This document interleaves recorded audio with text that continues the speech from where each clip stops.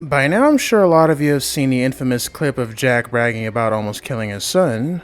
I was choking him so hard, his nose started to bleed. But that's just a very small segment of an hour-long video. So in this episode of Don't Be Like Jack, I'd like to go over the full podcast and cover all the other details Jack shared about his life. Now, because this was such a long podcast, I decided to split it into two parts. The name of the podcast was called Sunday Evening Coffee and was run by Jack's friend Brian and his wife Crystal. I believe this was in 2015 and Jack and Brian were only friends for a short period of time.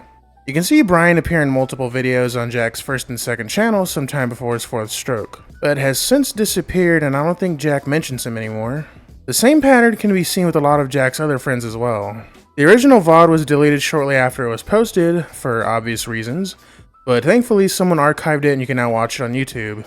This might be a bit of a lengthy video, so everyone sit back, grab some snacks, and get ready to question Jack's life choices.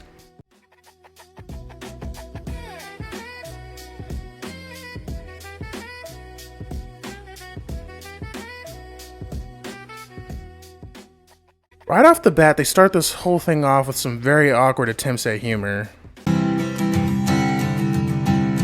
Alright, good evening and welcome to Sunday Evening Coffee. Sitting across the table from me tonight is my beautiful wife Crystal. Say hello, babe. Hello, world. And tonight we have Jack and Tammy Scalfani. Not Scalfani, not Scalfini, Scalfani. He's awesome. So are you Irish? Is that what that last name is? I'm Irish. Yeah. My cousin Guido will thank you for that. Yeah, my Irish cousin Guido. Oh yeah, there's some. Yeah, I get. Now this alone made me want to click off the video so fast. Jack himself is already so terrible at improv and banter, but these guys just match his energy. Anyways, they talk about coffee for a quick minute, and Jack says something that catches my attention. Okay, we went to Maggiano's. Yeah. And they have Lavazza, which is Italy's number one coffee. You can order the K-Cups online. And we just had 42 of them delivered. Oh. And it's just as good. Yeah. That sounds So fancy. it's our new favorite. Lavazza. They put Yeah. away for just special people. Yeah. Like everyday coffee. Yeah. So When if we her parents- came to your house, we would know our rank based on the coffee. The coffee that you get. Yeah, I'll rip the label of Lavazza and put it on Seattle's Best. Oh. I think that was a burn. No. Now, Brian says this sounds like a burn, and I feel like this is something that ends a lot of Jack's friendships. I believe Jack is addicted to these so-called jokes, which a lot of people can find insulting depending on the context. His old California friend Joe Chavez actually said something about Jack insulting his wife during a Vegas trip, and his refusal to apologize for it is what ended their friendship. You can also find other instances of him acting this way to his other friends on his second channel. Like this video where Jack made fun of his friend Robert for wearing a Native American jacket. Hey, nice colors. Loving that. Is that Native American dress? Do a little woo woo woo woo. Yeah, Come on. That's called. Hold on, ready? sensitive. Woo woo woo woo woo. There we go. Before questioning Jack about how he and Tammy got together, Brian explains how he met Jack through church, then goes on to praise him. If you look at Jack's face, you can tell he absolutely loves being worshipped. But Jack is a YouTube sensation. So, I mean, he is on YouTube. He has hundreds of thousands of followers. He's kind of a big deal. He is a big deal. Is he? We're going to get you a shirt So that says I I'm hear, kind of yeah. a big deal. Oh, Yeah. I'm just big. Yeah, she's deal. I'm a big deal. So, God, these jokes are killing me. It feels like I'm watching some bizarre alternate reality. Ryan then mentions filming videos with Jack, which makes his wife bring up her issues about the comment section. if you know me, if you've been watching this at all, you know I love food. I really love it. Jack loves food too. And so I've recorded a couple episodes with Jack on his Jack on the Go show and Cooking with Jack. And Not all, big hits. not all those comments were nice. It was a little hard to hear. Not for me. Some feedback. I know. I was like, I can't look at all this I stuff loved because I it. want to go beat people up. I know. I love Yeah. it. Oh, you never read YouTube. Never. I never look. Yeah. I never look. Do you really know? I know. I stopped. I stopped this year. Yeah, I would have I to. couldn't No, handle it. I like it. I couldn't handle it anymore. Yeah. It just fires me up. I want to go like hurt Yeah. people, which is Okay. not godly. I know. I get it. Yeah. Yeah, but it is Italian. Oh, you have Italian in you. No. I swear, Jack has to bring up the fact that he's Italian every 5 seconds. Hi, I'm Italian. Did you know I'm Italian? I'm Italian. I eat spaghetti 3 times a day. It really confuses me that Jack and Crystal want to be these online personalities, yet fall apart if they receive any form of criticism or trolling. If you have thin skin, the internet is not the place for you. No matter what you do or who you are, you'll always get negative comments one way or another. If you get any kind of insult, you pretty much just have to go, meh, and just go on with your day. There are people who have some harsh criticisms, but sometimes they're just trying to help you out. So it's okay to take those into consideration once in a while. If Jack actually listened to some of his criticisms about his cooking or his product reviews, he probably would have became more respectable and would have actually grew as a person. Anyways, Brian continues to praise Jack by making it sound like he's the only honest person on YouTube. And the thing that I love about it, with so many of the cooking shows, people try so hard to be just, this amazing chef. And Jack's just Jack. He's like, I don't know. We'll see what this does. I mean, and I love that. It's Which just is real world. That's that's real life. And I think that's what's so appealing. I am real. They talk about their love for Jack's sauces. They call him a godsend for giving them tips on YouTube and for showing them how to edit. And then Jack actually drops some important piece of information. That's awesome. So go check Jack out. Watch his videos. You'll like them, I promise. Order his stuff. It's great. Yeah. Or if you're on the West Coast, go to Walmart and pick it up, right? Yeah. Yes. Again, kind of a big deal. Kind of a big deal. Yeah. And I just want to throw in there that my wife is so much a part of it, and without her, none of this would exist. Not the cooking show. Nobody saw her behind the scenes, accounting during the day and waitressing at night, doing 2 shows to launch both companies. Oh, wow. She deserves everything that she gets in life. So his wife Tammy was working 2 whole jobs to support his fat, lazy ass while he was starting up both his sauce company and his YouTube channel. Yep, Tammy walked so that Jack could run. After finding out about this, I couldn't help but ask myself, why? Even after watching the full podcast, my question is still unanswered. Now that I think about it, I never really hear Tammy compliment Jack. She never calls him handsome, funny, charming, or anything like that on camera. Is it possible that she only dated Jack and supported him in the hopes that he would someday be this huge celebrity and then she would live the easy life? Unfortunately, I think it's safe to say none of that hard work paid off.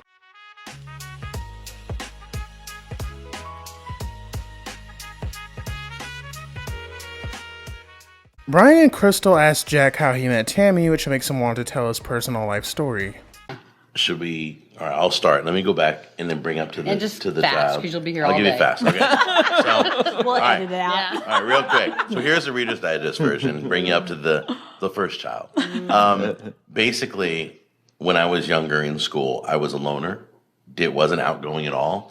All the way up to 11th grade, I was president of the chess club, president of the computer club. I was a total nerd when it wasn't cool to be a nerd. love that. There was one computer in the whole high school, and I would be there 5:30 in the morning to get it. So, and I ate my lunch alone in the library. All right, now that we got that whole thing, Now, I can totally see Jack as a loner, but I don't think he was smart enough to be a nerd. Or who knows? He did have his first stroke in 1999, so maybe Jack did have intelligence at some point. in 12th grade, I got tired of being a nobody and having no friends, and I just said, "That's it, game over. If I see a beautiful woman, I'm gonna walk up and tell her, 'You're absolutely beautiful,' and that's all I wanted to say. Have a nice day," and walk away. And I wanted to be outgoing, and I wanted to have friends, and so I flipped the switch when I graduated high school.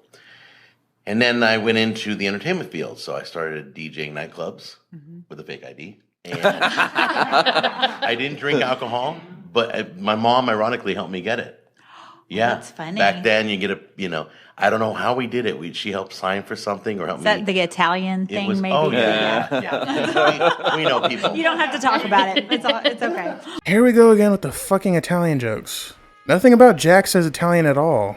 He can't even use fresh garlic or homemade sauce. Anyways, Jack talks about his early life allegedly DJing nightclubs, getting hired to do country radio, falling in love with the country life and its people, and then he begins to talk about his first wife. In my nightclub years, I had gotten married with my first wife, and we had a child out of wedlock, but then we got married, and she was abusive. And it's kind of weird to say that my wife beat me and threw ashtrays at me and plates and pushed me through a shower door. And Wow. yeah, and it's something that guys don't want to admit. After seeing Jack's violent and aggressive behavior, I can kind of see why his first wife may have been a little physical with him. I like to believe that she may have drastically changed the shape of his head with her mighty blows. But I never could hit her or a woman ever, and it just wasn't something. It wasn't in my repertoire, and so I left her as soon as we had a child. I'm like, I cannot allow her to raise this child. So I got custody of my son. Now, he says he would never hit a woman, but keep this in mind for later. So then I go right into radio, and I am the DJ at the bowling alley, Kick FM. Sean Parr, ironically, is here in Nashville. Yeah. He was the morning man, so I was overnights. I would get his coffee and cereal and everything. So Sean's little brother, this was Sean's little brother Jay's girlfriend at the time. Oh. This was, yes. And Jay and I were friends. So what he's basically trying to say is that Tammy was his boss's little brother's girlfriend when they first knew each other. He also refers to Tammy as this instead of she. I don't know if any of you noticed this, but earlier Jack also labeled Tammy's 2 jobs as shows. And Jay and I were friends, but I don't know why. I was always monogamous, even in liking a girl, and I never played dirty. I wasn't going to try and steal her, so I waited till she was available. And when I found out she was available, which I must have not been paying attention because she'd been available for like 2 months. Someone's like, "Oh yeah, I broke up with Jay months ago." I'm like, "Really?" Okay, Jack was so obsessed with Tammy that he didn't even want to have a crush on another woman. He just wanted to wait until Tammy was single. What happens next does not sound very romantic, and it's just really creepy. And I'm like, "You want to go out?" And she's like, "Well, no, my work." He's like, I gotta make wash my my own baby hair. food. I'm like, what is up with that? But so I literally asked her out. She said no. That really upset me because I was the DJ. I was the guy. I've got the You went out with Dumpy, but you won't go out with Dumpy. 3 times. I asked her out 3 times. Yeah.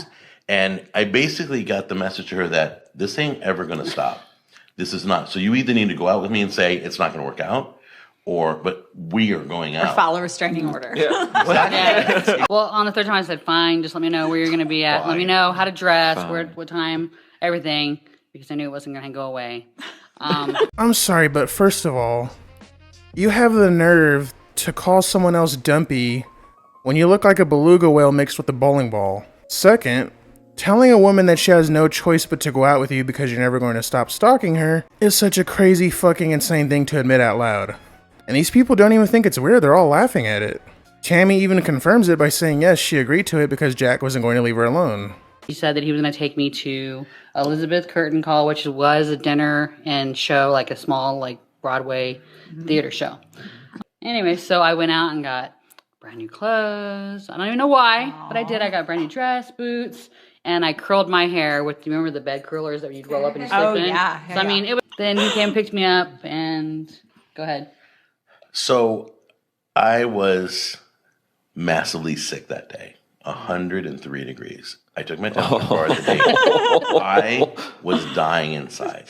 And I'm like, I would have to be dead to not make this date. I don't remember the play. I remember the name, but I don't remember the play. I don't remember seeing it. I remember the chicken was nasty dry. And you made me taste the sour cream to make sure it wasn't horseradish. Yes. That's right. I don't want to burn my mouth, you know. What the fuck? Okay, so he took her to a dinner theater for their first date. He showed up sick and dying, then made her taste the fucking sour cream to make sure it wasn't horseradish. I'm pretty sure she smelled the difference, but he probably still forced her to taste it anyways. Brace yourselves, folks, because it's about to get even worse. I've always asked a girl to do a kiss. I thought it would be more appropriate to say, "Do you mind if I kiss you?" And I don't know why. I didn't want to, because I hate uncomfortableness. Brian did not do that, just in case anybody's wondering. He did not ask. Well, all right. We got to pause. Hold on. She said I gave her the surprise attack. I said, "Oh, that was a surprise attack." Like, did you turn it, or did he just lean Like, forward? I think I looked up and he was like in my There. face. Yeah. Yeah. Go, Brian, give me some. So there was a line right there. Boom. She said yes. She said yes, I could kiss her. You could kiss her? No, I told her I have to be honest with you. I have 103 degree temperature, and I don't want to leave without a kiss. So I'm going to kiss you on the cheek, if you don't mind. Don't take offense. I would kiss you on the mouth if I could, but I don't want to get you sick. Oh, That's thoughtful. So I kissed. I gave her a peck on the cheek, and So, Brian basically forced his kiss onto his wife. Why the fuck are both of these guys so damn creepy and forceful with their dates? Why does everyone think it's funny? Tammy does feed into my theory around this point and makes it seem like she only dated Jack for his dreams of being a famous celebrity. When I met him, I was going to school because I wanted to be an accountant. So I was. That's actually why I left Jay, because Jay didn't have a goal. I was at the point where I wanted to figure out where I was in my life.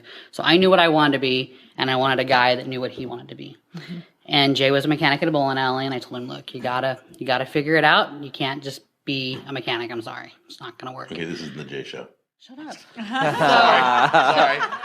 That's it. So You anyway, reached maximum 2 J's. So after 2 weeks, he decided that's what he wanted to do, and I said, okay. How insecure do you have to be to make your wife stop talking about how she dumped her ex? She was literally painting him in a negative light, and Jack still told her to shut up.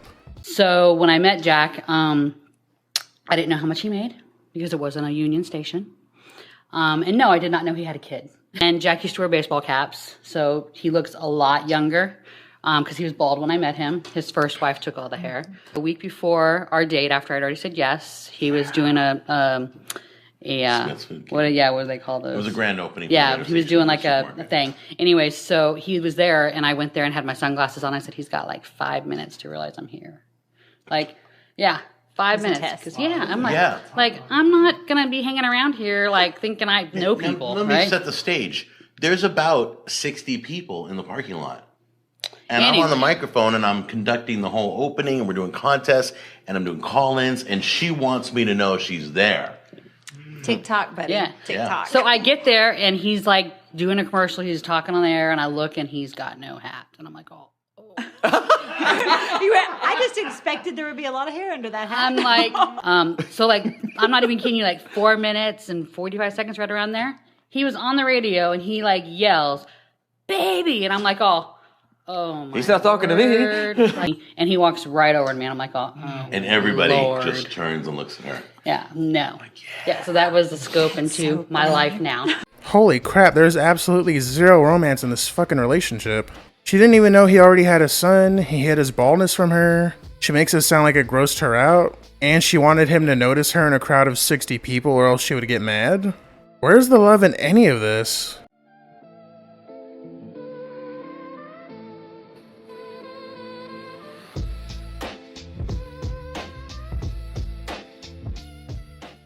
Alright, so now that we know how Jack met Tammy, it's time to move on to Jack's first son, Garrett.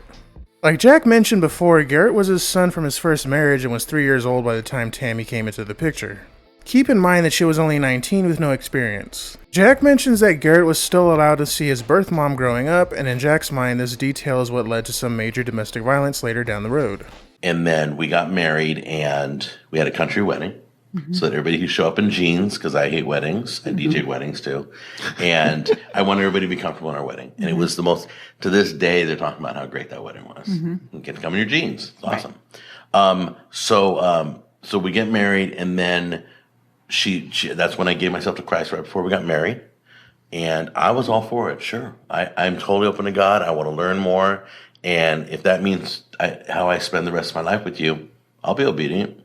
Be obedient to God. We were already going to church. Mm-hmm. That's how I sucked him in through with Garrett. With Garrett, I used the child to get him to go to church because he wasn't raised in it, and I was. I was raised Baptist, private school, all the way up till junior high, and then public after that.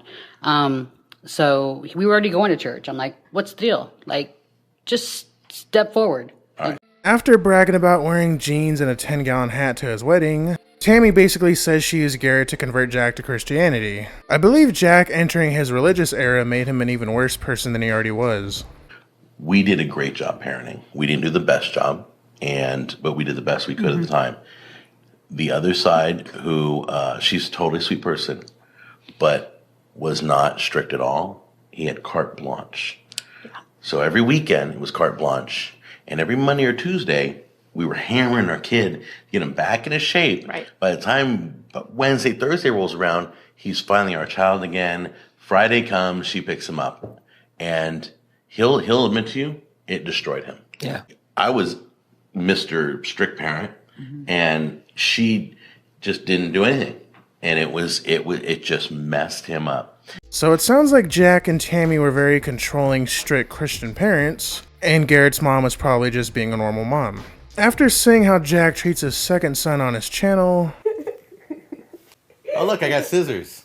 I seriously doubt that him and Tammy did a good job parenting anybody.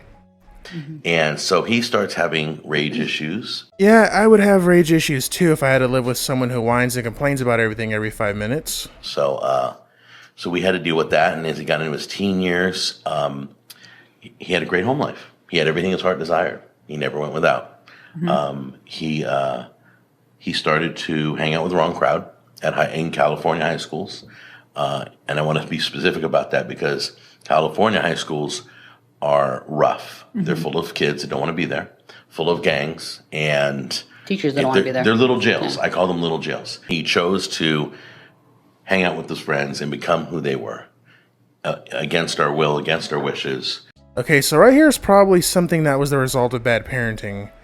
If you're too strict and controlling with your kid, then of course it's going to push them away and get them into the wrong crowd. Garrett probably wanted to be surrounded by people who were the opposite of Jack. I wanted him at age 13 to start his own company. We talked about it. We want to encourage him to start early. We don't want him just wasting money and blowing money. We want him to earn money and get excited about something. It's his. And so by the time he's 18, he would have something that's already substantial, right? So we got him into building computers.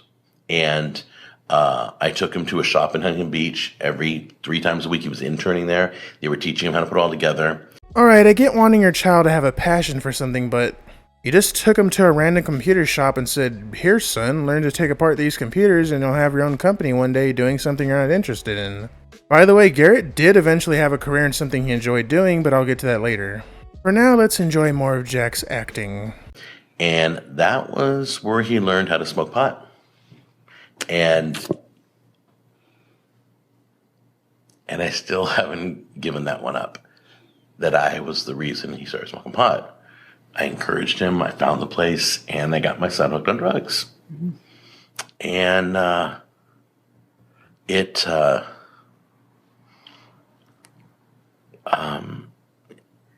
tough, and I should definitely deal with that.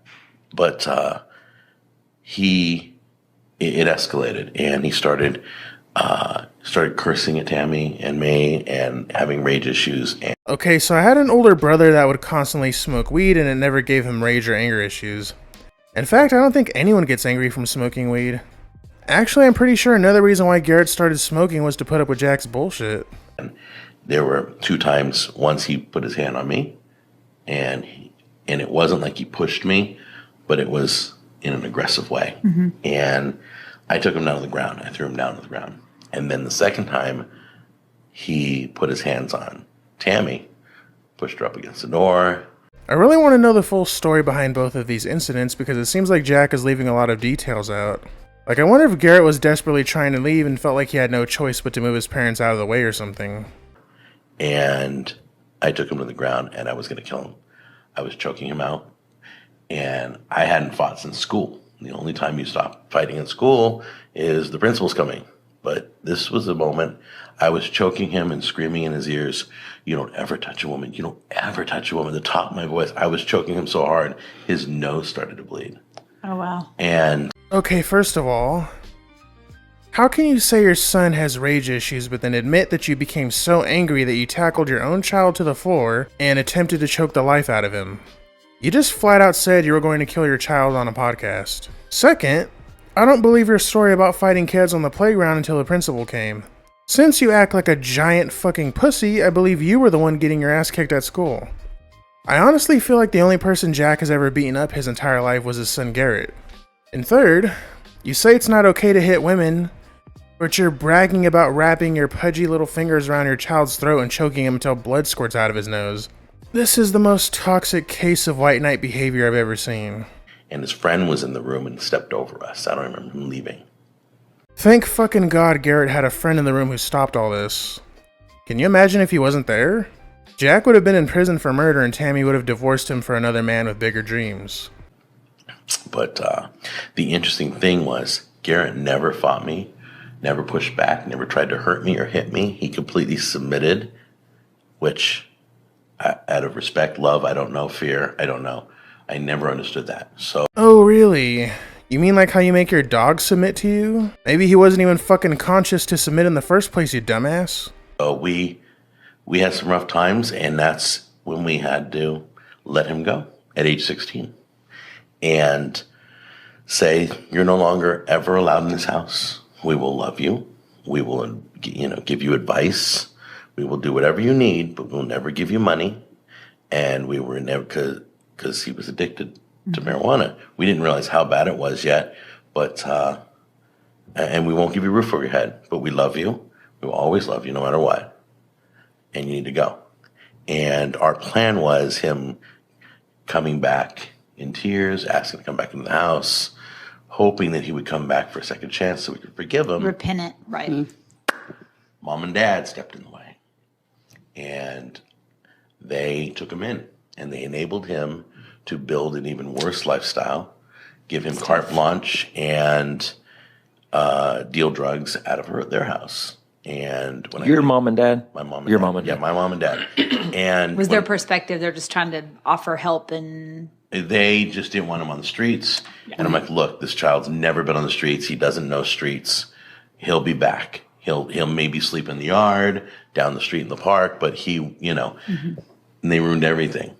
In my mind, they ruined everything. They enabled him. Jesus fucking Christ, Jack. You got away with attempted murder and your first thought was to kick your 16-year-old son out of the house and make him homeless in hopes that he would kiss your ass. And after your own parents take in your abused son and raise him, you have the balls to say that they ruined everything. We had Jack Jr. We had Jack Jr. during his rage years. Jack was how old when we kicked him out? Well, they're about 10 years apart, so he was about 6. He was about 6 years old. And one of the interesting things was our son, Garrett, he would never rage when Jack Jr. was around. He would never let him see him. He would never rage. He probably would have broken everything in the house, but Jack Jr. was asleep when we kicked him out, and he didn't want to scare his brother. And to this day, if you mention his name, Garrett will cry over us mentioning Jack Jr. because he loves him so much. So both my boys have big hearts. They're little boys inside. But my son has been affected by an evil world, and he has... he still has never been back in the house. It sounds like Garrett just didn't really want his brother to get abused like he did. It's pretty fucked up that Jack brags about Garrett still not being allowed into their house, because if you watch his second channel, you can actually see Garrett in some of Jack's early videos. So I guess it was okay to go out to eat with Garrett, but going near the house was a big no-no. He's coming here for Christmas. Oh, that's good. And he's not staying in our house because he's still doing what he does. And with Jack being 15, I mean, Jack Jr. knows everything about Garrett. He knows his whole lifestyle. He knows everything. And it breaks Jack's heart because he knows he lost his brother because of drugs. So Garrett will be staying in our timeshare that we have here and then coming to stay with us during the day or whatever. Okay, first of all, how did he lose his brother to drugs if he's still alive and well? Second, this is confusing because they tell two different stories. Right now, Tammy is saying that they're going to see Garrett for Christmas, but he still can't sleep in their house because they don't want Junior to get introduced to drugs. However, later on, they praise Garrett for actively trying to make sure that Junior stays away from drugs. So if that's the case, then what's the real reason why the Scalfanis no longer welcome Garrett into their home? I'm pretty sure Jack is actually jealous of his own son. I'll expand on that in part 2, but for now, let's listen to Jack talk about how special Junior is. Jack Jr.'s awesome. He is, when Jack Jr. was born, we told God we would do things differently. And we lifted him up and gave him to God. He goes, we will take care of him, but he is yours. And he is yours to do whatever you will. If it means another country, I don't get to see him ever again. If he has to go to your work somewhere else, use him any way, shape, or form, and we will support him no matter where you break his heart. But we will never tell him that he should be a pastor. We'll never mention the words. We'll never push him in any direction. And at age 13, Jack's in the back seat and he says, Mom, Dad, he goes, I know I'm never going to be in the NFL. And I'm probably never going to be a rock star. He goes, but I'm really, really yearning to be like a youth pastor. And that was the first time the word pastor was ever in a conversation with our child and us. Because we wanted to make sure it came from his heart and that we never pushed in any direction. So they wanted Junior to become a pastor since birth, but wanted him to come to the decision on his own. And they're happy that he quit on joining the NFL or being a quote-unquote rock star. Blessings upon blessings, my new off-white safe. And like I said, they contradict the story about Garrett influencing Junior here by praising him for helping Junior stay clear of drugs. They really should have gotten their story straight before coming onto the podcast. They also don't really explain things in a chronological order. Their stories just go all over the place. And he just recently was offered marijuana for the first time this year. Mm-hmm. And I wish he'd come to me, but what did he do? He called his brother. And his brother told him, this is what you do. You get away. You never go near it. And the best way to avoid the peer pressure is say, I have a breathing problem. Lie. This way they won't make fun of you. They won't ever try to ask you again. Say I have emphysema or asthma or whatever. I can go into an attack. I can't do that. He says that will work. And that will save you from being embarrassed. So the son with the drug addiction is helping the other son steer clear of that lifestyle. Yeah. That's interesting. He also advised him, he says, do what Dad says. Do what Dad had it to do over again. I would have done what Dad said. And, you know, I've advised people to, sometimes you gotta let your child go to save the rest of the family. Yeah. Bible says, you know, you cut your arm off, rip your eye out, whatever you got to do to save the rest of the body. But oh my god, I can't keep listening to this horrible piece of shit. Sorry everyone, but I'm gonna have to end part 1 here and take a break. There's only so much Jack that one man can handle. I promise I'll come back soon and finish covering the rest of the podcast. If you've come this far, I hope you guys have enjoyed part 1 and are looking forward to part 2. I hope you guys are all doing well and are having a good day. Thank you so much for watching, and I'll see you guys later.